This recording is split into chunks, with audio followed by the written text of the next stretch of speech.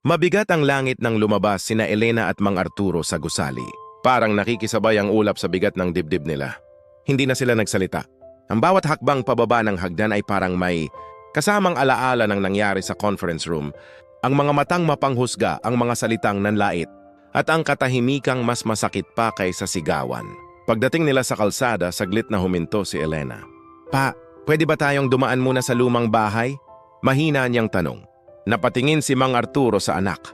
Alam niya kung bakit. Matagal na nilang iniiwasan ang lugar na iyon. Tumango siya. Tahimik ang biyahe.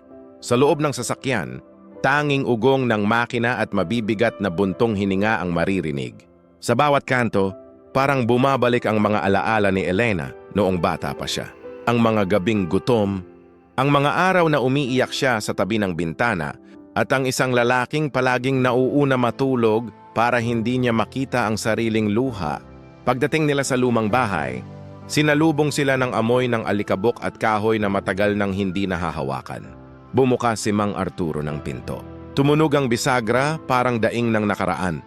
Pumasok si Elena. Unti-unti niyang hinaplos ang dingding, ang lumang mesa, ang sirang kabinet. "Dito mo ako kinukupkop noon, di ba?" Mahina niyang sabi. Tumango si Mang Arturo. "Dito kita unang pinakain ng lugaw na halos puro tubig. Dito kita niyakap nung nilalagnat ka. Dito kita pinangakuan na balang araw hindi ka na iiyak dahil sa kahirapan." Napaupo si Elena sa lumang silya. "Pa, bakit hindi mo kailanman sinabi sa akin ang buong totoo?" Huminga ng malalim si Mang Arturo. Umupo siya sa tapat ng anak. "Dahil ayokong lumaki kang may galit sa mundo. Ayokong madala mo ang bigat ng mga kasalanang hindi mo naman ginawa." Dahan-dahan siyang tumayo at binuksan ang isang kahon sa ilalim ng mesa. Kinuha niya ang ilang lumang papel, mga liham, lumang larawan at isang birth record na kupas na ang tinta. Iniabot niya iyon kay Elena. Nanginginig ang kamay ni Elena habang binabasa. Doon niya nakita ang katotohanan. Hindi niya tunay na ama si Mang Arturo. Iniwan siya ng tunay niyang magulang, isinuko sa ampunan. At si Mang Arturo, isang simpleng janitor noon, ang pumili sa kanya. Hindi dahil may kapalit, kundi dahil may puso. Napaluha si Elena. "Pa, bakit ako?" Ngumiti si Mang Arturo, pilit pinipigilan ang sariling luha. "Dahil noong una kitang makita, umiiyak ka pero hawak mo ang damit ko. Parang sinasabi ng Diyos, ito ang anak mo. At simula noon, hindi na kita binitawan." Biglang tumayo si Elena at niyakap ang ama. Mahigpit, parang ayaw na niyang pakawalan. Sa pagitan ng hikbi, bumulong siya. "Hindi dugo ang nagpalaki sa akin, ikaw." Kinabukasan, bumalik si Elena sa opisina na mas tahimik, pero mas matatag. Hindi na siya sumisigaw, hindi na siya nakikipagtalo. Pero sa bawat lakad niya may bigat ng katotohanan. Nang makita siya ni Claudia nung umisi ito. "Handa ka na bang bumagsak?" Tumingin si Elena sa kanya. "Kahit anong gawin mo, buo na ako." Lumapit si Claudia at sinadyang banggain ang balikat niya.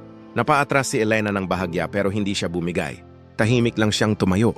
At doon napagtanto ni Claudia, may mga taong hindi mo kayang wasakin, kahit duraan mo pa ang pagkatao nila. Muling humarap si Elena sa board. Hindi na dala ang galit, kundi ang buong kwento. "At kung gusto ninyong husgahan ako," sabi niya, malinaw ang boses, "huwag dahil sa apelyido ko.